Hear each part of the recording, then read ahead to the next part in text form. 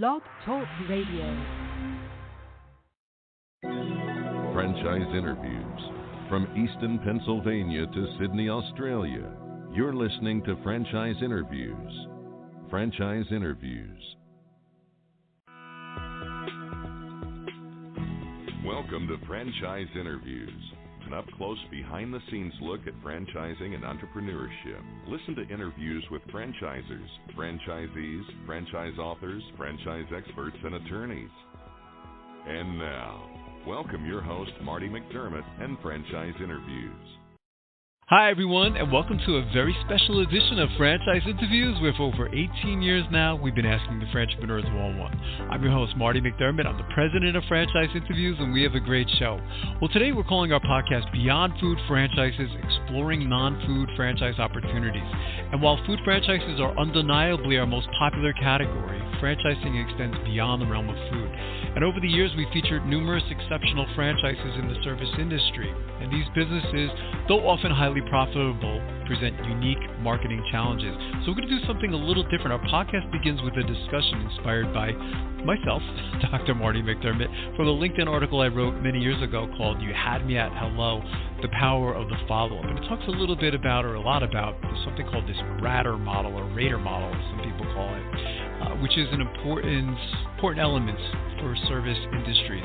And then, following that, we're going to talk about an interview we did with Jon Ostenson. Jon wrote a great book called Non-Food Franchising, The Better Path to Franchise Ownership. So I hope you enjoyed today's show.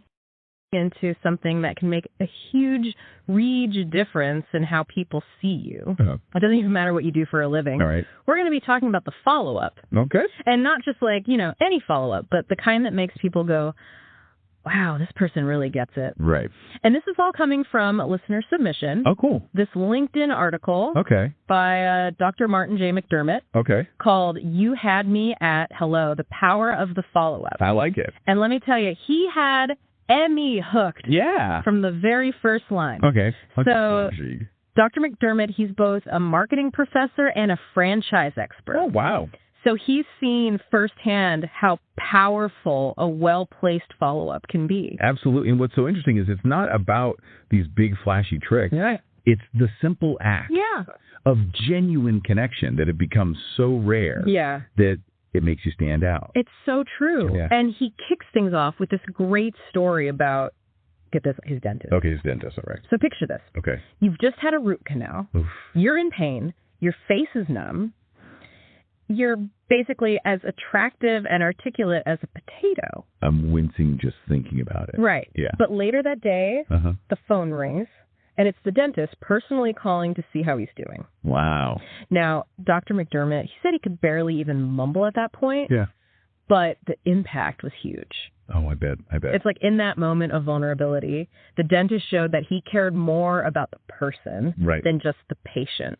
Absolutely. Totally flipped the script. Yeah. On what that whole experience is like. Of course, yeah. That's what elevates a simple act into something memorable. Yeah. It's that, exceeding expectations, which builds trust faster than almost anything. It's so true. And it reminds me, I had my fridge repair a while back. Okay. And the repair guy, aside from being an absolute whiz with the toolbox, took the time to explain exactly what had gone wrong. Okay. Not in jargon, but in a way that I could understand. That's it right there. Yeah. Building assurance. Yeah. When someone demonstrates that expertise and is willing to meet you where you're at. Totally. That's powerful. It proves Dr. McDermott's point. Yeah. Even in this world of instant messages, emails, those fundamental marketing concepts, like building actual relationships, showing you care. Yeah. They never go out of style. They really don't. But to really nail these impactful follow-ups, Dr. McDermott says we need to think about something called RADR. Okay, RADR.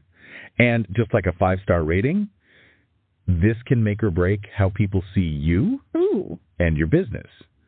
So you ready to unpack these 5 elements of RADR? You bet. Lay it on me. All right. So first up is reliability. Yeah. And this one is all about being someone that people can depend on. Right. Like making sure you can actually deliver what you promise. Yeah. Crucial for building trust. That makes sense. All right. So next up we have assurance. Assurance. Which sounds a bit more nuanced. It does, yeah. It is. Yeah. So think about it like this. Okay. You could be the best accountant on the planet. Okay. But if you can't explain things in a way that makes your clients feel confident, they might still feel uneasy. Yeah, okay, so it's not just about being good at what you do. Right. But it's about, like, instilling confidence in other people. Exactly. Remember that repair guy who explained everything to you clearly? Yeah. That's assurance in action. Oh. Okay. So the next element, tangibles. Tangibles. This might seem a little out of place in our digital world. Because it's all the, like, physical stuff. Yes. Like, you can't send someone a hug emoji. Right. And expect them to feel all warm and fuzzy inside. Exactly. Yeah. Even small tangible things can make a big difference. Okay. So Dr. McDermott gives this great example of a carpet cleaner. Okay. Who leaves behind a little guide on removing different types of stains. Oh. There's this little bonus that shows they're thinking about the customer's needs. Yeah. Wow. I love that. Even after the service is complete. Yeah. It's like anyone can clean a stain. Right. But it's like that extra step to be like, hey, I'm going to give you the tools to do it yourself next time. Exactly. Yeah. Shows you care. Okay. What about empathy? That feels like a big one. It is a big one. But it also feels kind of hard to, like, really pin down. It is. It really boils down to this. Okay. Put yourself in the other person's shoes. Okay. See the situation from their perspective. Yeah. So, for example, like when Dr. McDermott was struggling to understand this legal document. Okay. And his lawyer was basically like, imagine we're explaining this to a group of first graders. Okay. I mean, I don't know if I want a first grader handling my legal case, but I get what you're saying. Right. You're breaking it down to the simplest level to make sure you're both on the same page. Totally. And then finally we have responsiveness. Oh, okay. And let's be honest, in today's world of instant gratification. Oh, yeah. This one can make or break you. Because no one likes to be left on read. Exactly. Precisely. Yeah. So Dr. McDermott talks about how frustrating it was when his water heater broke. Oh, no. And he couldn't get anyone to call him back promptly. Oh, gosh, yeah. Timely responses are essential. For sure. Whether it's answering an email, returning a phone call, giving an update on a project. Yeah, so we've covered it all. Reliability, assurance, tangible. We got them all in. Empathy and responsiveness. Yes. But how can our listener take this beyond just what we're talking about here, the theoretical, and actually put it into practice? Yeah, that's the real question, isn't it? It is. But what's so cool about Radar is it's not just for, CEOs and people in sales. Like, this applies to everyone. I love that. Regardless of what you do. Yeah. So, like, it doesn't matter if you're a teacher, freelancer, stay-at-home parent. Absolutely. These principles can make your interactions more positive, more impactful. 100%. It's all about being thoughtful and going that extra mile to show you care. Yeah. And this is where, like, the tangibles we talked about come in. Like, this is your chance to get creative. Ooh, I like that. Okay. Yes. So, like, let's say you're a graphic designer. Okay. You could just send the final files to the client and be done with it.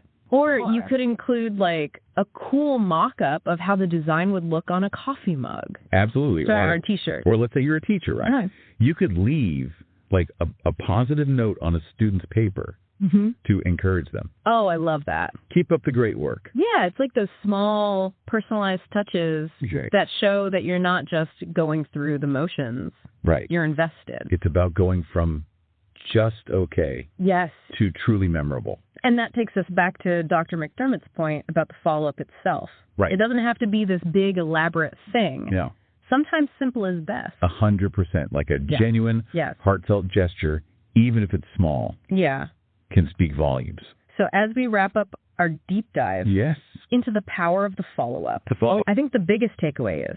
What's that? In a world that can feel really impersonal, those human touches make all the difference. I couldn't agree more. And here's a little something for you to think about this week. Okay. What's one small but impactful follow-up that you can implement in your own interactions? Could be at work, personal life, anywhere you want to make a positive impact. Until next time, a little follow-up goes a long way. It really is. To Sydney, Australia. Blog Talk Radio. Franchise interviews. From Easton, Pennsylvania to Sydney, Australia. You're listening to Franchise Interviews. Franchise Interviews. Welcome to Franchise Interviews. an up-close, behind-the-scenes look at franchising and entrepreneurship. Listen to interviews with franchisers, franchisees, franchise authors, franchise experts, and attorneys. And now, welcome your host, Marty McDermott, and Franchise Interviews.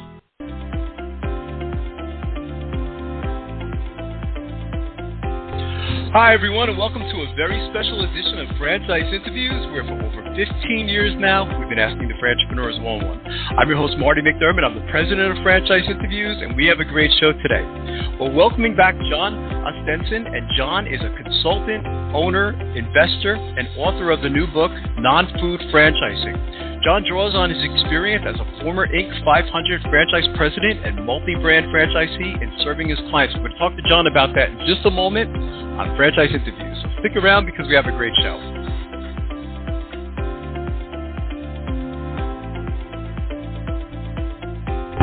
Franchisers, are you looking to reach aspiring entrepreneurs looking to buy a franchise?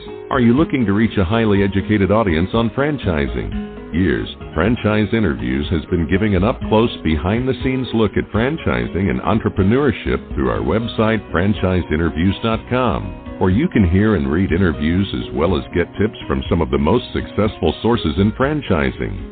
Our weekly franchise radio show where each week you get to hear a new interview with franchisers, franchisees, franchise authors, franchise experts, and attorneys, and our podcast, Great Quotes in Franchising. For more information, go to franchiseinterviews.com or call us at 610-905-2919. That's 610-905-2919.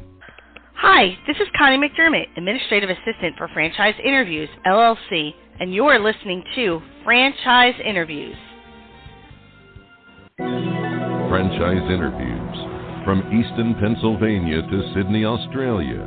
You're listening to Franchise Interviews. Franchise Interviews.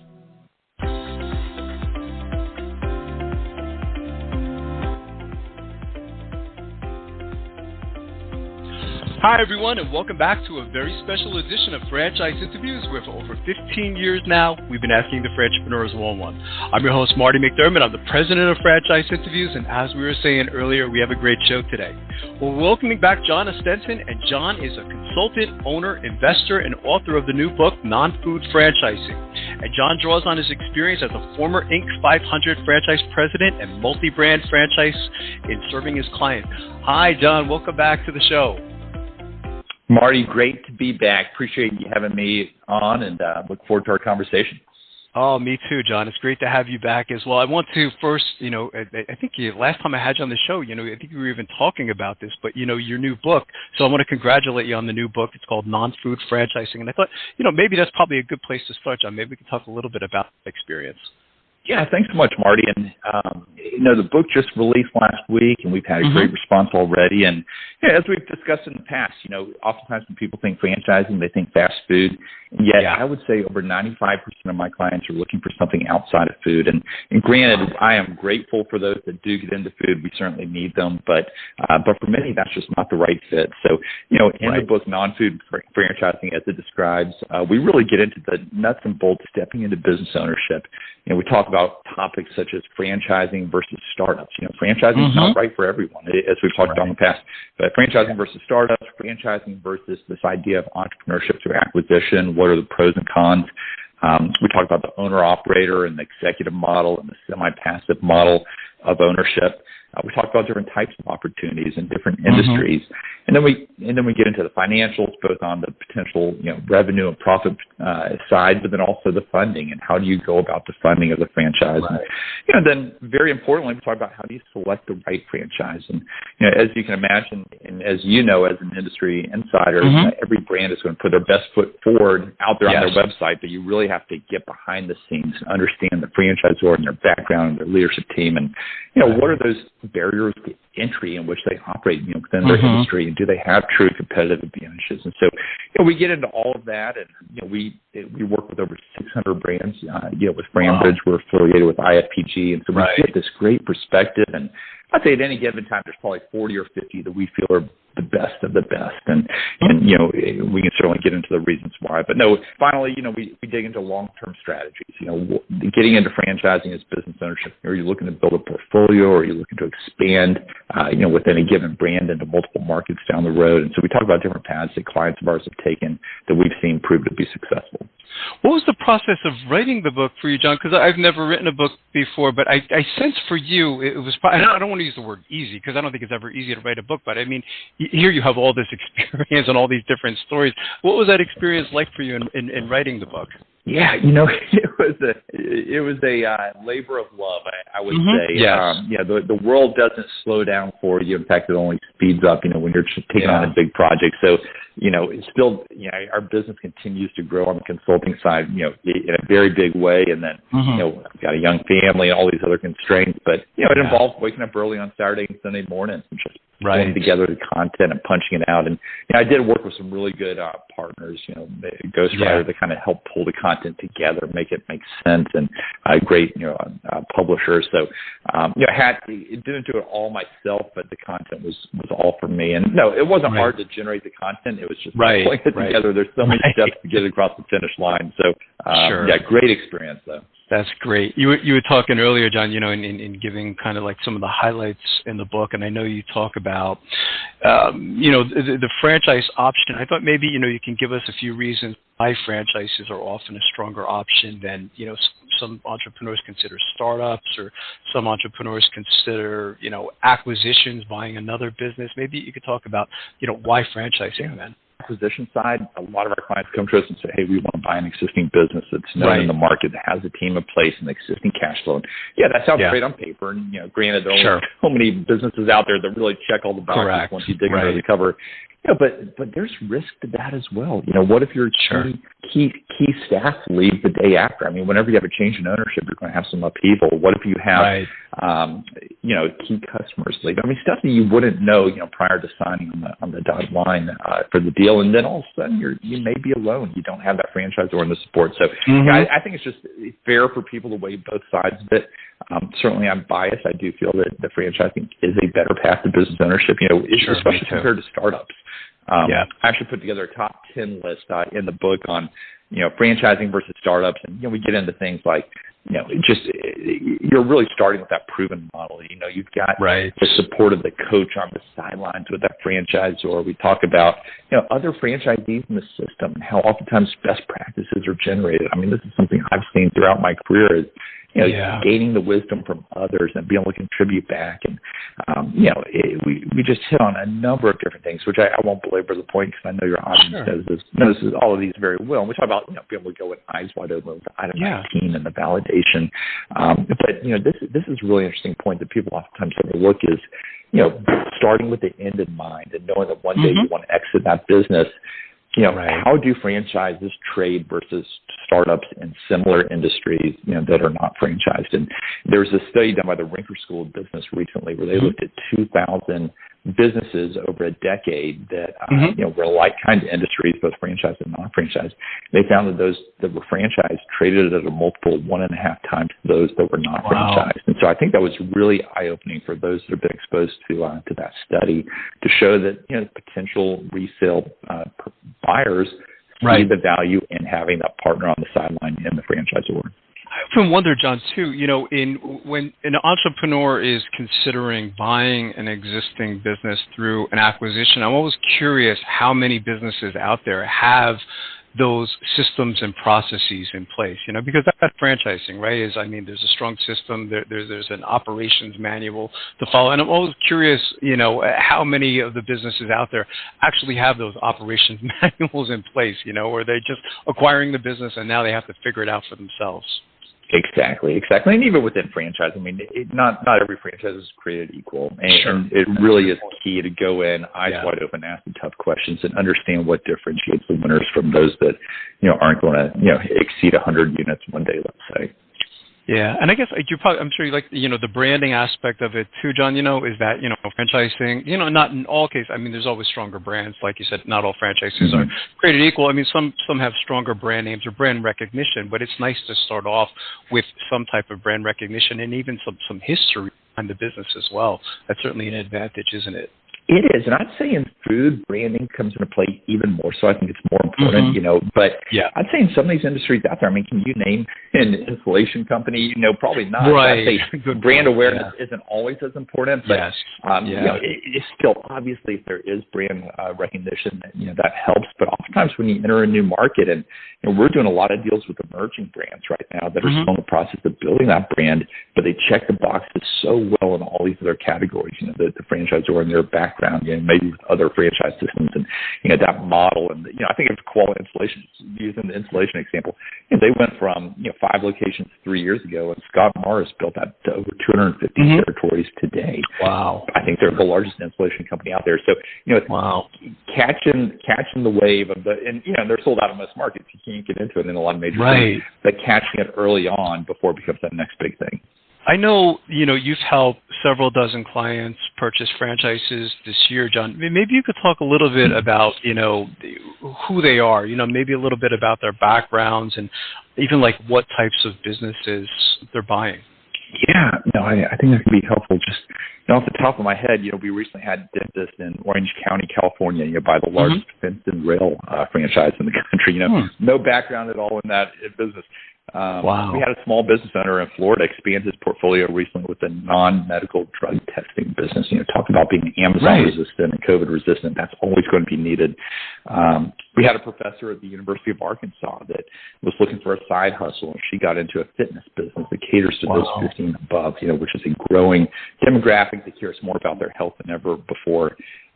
We've been working with a lot of medical professionals, a whole lot of doctors. We've recently done deals with doctors in all different types of industries, but, just kind of expand the portfolio of what we're talking about here. We had some recently in Philadelphia, not too far from you. Buy into the oil change business, bought 3 locations up there. And sometimes you'll see complementary purchases, like we had a real estate broker here in Atlanta where I am recently that purchased a property management franchise that's very complementary to what he's currently doing. But, from a Wall Street attorney outside of Boston buying a gutter business to an engineer in Indianapolis buying a business coaching business, we've been doing a lot of businesses, and I'd say in kind of these non-sexy, cash-flowing, understandable segments, people don't want trendy. They want those understandable businesses that are going to be built to last. What's it like when you're meeting with them, John, for, some of these people for the first time? I mean, do they have any, preconceived notions? What's that experience like for you? I mean, are they just saying, I want to get into a franchise, but I don't know? It just seems more difficult today to buy a franchise just because there's so many more systems here in the United States than there was maybe 15, 20 years ago, So, what's the experience like when you first meet with them? Overwhelming, especially if they've done some research. But, when they come to me, they really look to us as the expert and say, hey, guide us. We are open-minded. I'd say probably 3/4 of our clients say, hey, we have no idea what we want to get into, but we know that you've got a track record of getting people into successful businesses. We do have some that will say, hey, I really want to stay in the health and wellness space. That's my background. Or, hey, I really like the services space. Don't want to get into brick and mortar. Maybe property services would be a big fit.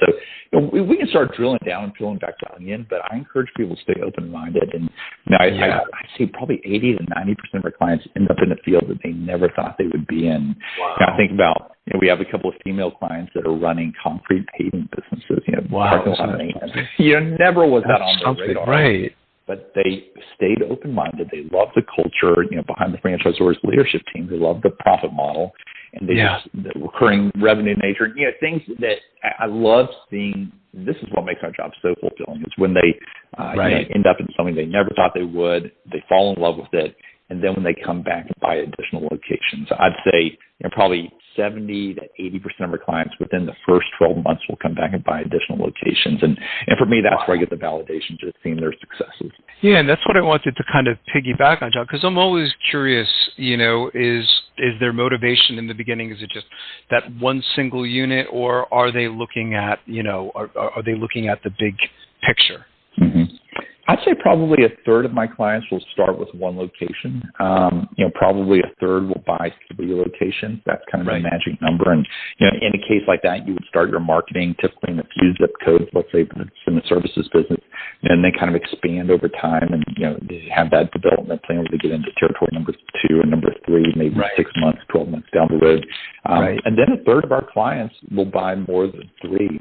We've done a couple of deals this year that have been 7 territories or 10 territories, and that's aggressive. We've got another one closing next week that's 7 territories down in Florida, and in this case, it's actually two doctors that are coming together and buying a business in the property services space. Again, that boring style business is what they want. They want nothing to do with health and wellness. They certainly understand that we want to diversify, but so no, I'd say many have that approach. But then I think like my client Nathan in South Carolina, we'll do a deal together every year. He's the largest franchisee of 2 Men and a Truck moving service, and he's built this small organization. He operates out of 10 different locations in the Southeast, and he's a great guy, 40 years old, young guy. He'll find a young guy in his church or in his community that he'll bring into his business. They prove himself, and he says, "Hey, go make us proud. We're going to put you in charge of another business." And so every year we'll do a deal together. We've done some in the trash space, we've done some in the property services space, and in each case he comes back and buys additional locations. So, so he's expanding within a given brand, but he's also expanding the number of brands and building that portfolio. And quite a few of my clients own existing businesses, maybe non-franchised, and they come in and say, "Hey, I'm for the next thing, I don't want to reinvent the wheel. I'd like to add a franchise business to the portfolio." So we definitely see different approaches. Everyone's got different psychology, but most of the people we work with are looking for that long-term growth, whether it be through one or multiple brands. Do you find, John, that most of your clients, are they involved in the day-to-day operations, or are they playing more of that role of the manager and leader of that franchise? I'd say in the past, probably 60% were looking to leave the corporate job, leave their current role, and run the business full time. I'd say that has shifted now, and probably 60% of our clients are looking to be that semi-absentee owner. Some will start out semi-absentee, get it going on the side, put a manager in place day one, and then eventually, leave their day job and join the business. Others will start out running the business day one, and then over time look to put a manager in place, and then they can move on to their next thing. So, different strategies around that. Everyone's situation is certainly different, and what their financial position is, and whether their spouse is working. Let's say, there's definitely flexible options with most of the brands we work with. And something that we added in this past year, Marty, that I saw the need was the biggest concern of clients of ours was, if they were going semi-absentee, oftentimes they didn't know who would run that business. They've got to put a lot of trust in that manager running the day-to-day operations. And so we actually brought a recruiter partner in that we've got an affiliation with now that works nationally that can help our clients find that general manager. So that was a huge win to kind of help them in a unique way. And something that I remind people that with franchising, the nice thing is the burden doesn't fully rest on you to manage the manager. Right. Now, ultimately, the buck stops with you. End of the day. Sure. But the franchisor is kind of your partner, and that manager can go to the franchisor and their support team for any technical issues. They're going to help keep them marching in the right direction. So it really is kind of a tag team approach to managing the manager.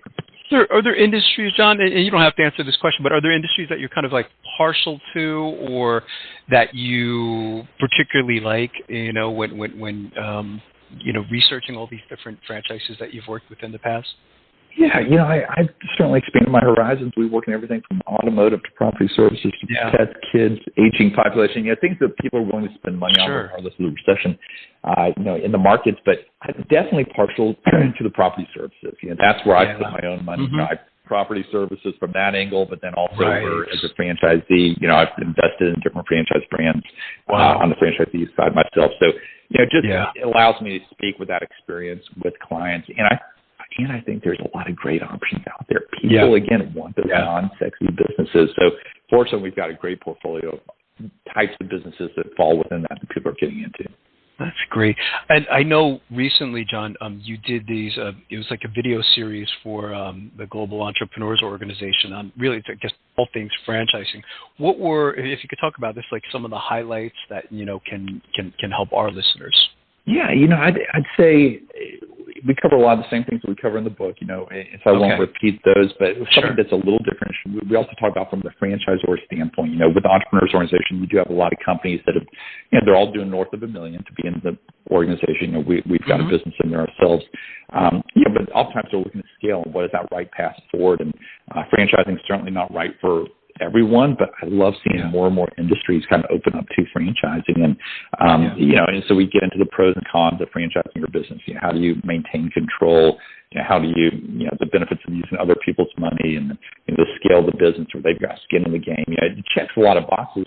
We also talk again about the exit strategy. I mean, private equity is all about franchising, and I'm just seeing more activity on the acquisition side at the franchisor level than ever before. So we hit on that as well. So I'd say that's kind of the differentiation between that and the book. With that, but no, we've had a great response to that video series, and appreciate you asking about that. Yeah, no, it's great to talk about that exit strategy, Jon, isn't it? I think I mentioned to you the last time I interviewed you, I got into a business a long time ago, and, in the beginning, everything was great. We're talking about everything we're going to do. But when the business kind of came to an end, we didn't have an exit strategy, and we're like, now what? What do we do? And it became, you can only imagine, it was a very big mess, and franchising does that is, it allows you to ask those important questions. You say, what's the end goal, for what we're looking to do, so there's certainly, all those advantages to franchising. Maybe you could provide some closing thoughts, Jon. I'm curious, what's next for you, as far as it seems to me, you love doing what you do, and I sense that it's the joy you get from this job as well. It must be very gratifying. I've had several instances on my show where someone said, I listened to your podcast, and today I'm a franchise owner. I was like, oh my God, just from listening to the podcast. It must be an amazing feeling for you when that happens, isn't it? It really is. And just, again, seeing the successes down the way of people coming back buying additional locations, referring their brother-in-law, just that relationship, and it changes people's lives. I mean, it really does. Right. And granted, I want to be candid, not every situation works out. But again, I'd say the vast majority of our clients. We did have one where it didn't work out, and, maybe we get into that in our next episode. But for everyone else, they're still in business, doing well. I love seeing the successes. So, as far as what's next for me, I am in a season of saying no right now. I'm already trying my hardest to say no to shiny objects, if there are shiny objects out there. Right. And, excited to have the book out the door now, but staying focused on helping others get into business ownership. We've been busier than we've ever been. I think we're up 50% this year over last year, and last year was a record year. So definitely, it gives me a lot of encouragement for our country too. You see negative news, you see the politics on the ground. Entrepreneurship is alive and well, and we've never had so many people reaching out. So staying the course there and hoping to help many more as we head into 2023. That's terrific. How do our listeners, Jon? Go ahead. Yeah.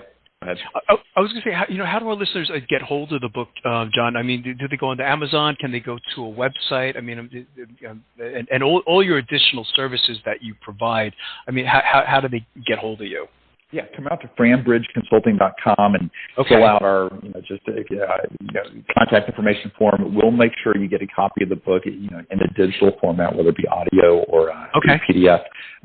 We'll great. Also, reach out. I'll have my assistant ask, if you'd like to have some time on our calendar to sync up. So that would be option one. Obviously, you can go to Amazon as well. We've got the print, the Kindle, the Audible version will be out there in the next 2 weeks once Amazon releases it. So all profits go to charity. They all go to Hope International, a great organization supporting entrepreneurs around the world. So, know the proceeds are going to a good cause. But, would love to engage. Would love to provide a copy of the book either free or through Amazon. And, look forward to helping. That's terrific. Well, I can't tell you how much I've enjoyed talking to you again, Jon. I'd already like to invite you back over the next year or two, because you're always growing in the industry and always doing all these different things. So I would definitely love to have you back in the future. And I'd like to also wish you a very happy Thanksgiving. Happy Thanksgiving to you as well, my friend. Appreciate you having me on. This has been my pleasure, Jon. And we'll be right back with more franchise interviews. Coming up on segment 2, you're going to hear what every franchipreneur needs to know before buying a franchise. We're going to play a clip from our popular Great Quotes in Franchising podcast right here on Franchise Interviews.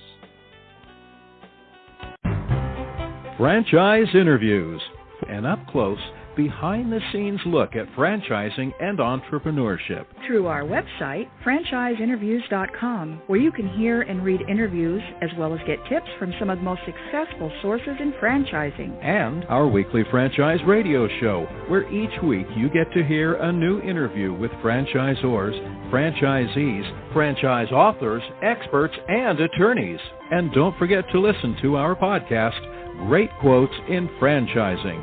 For more information, go to franchiseinterviews.com or call us at 610-905-2919. That's 610-905-2919.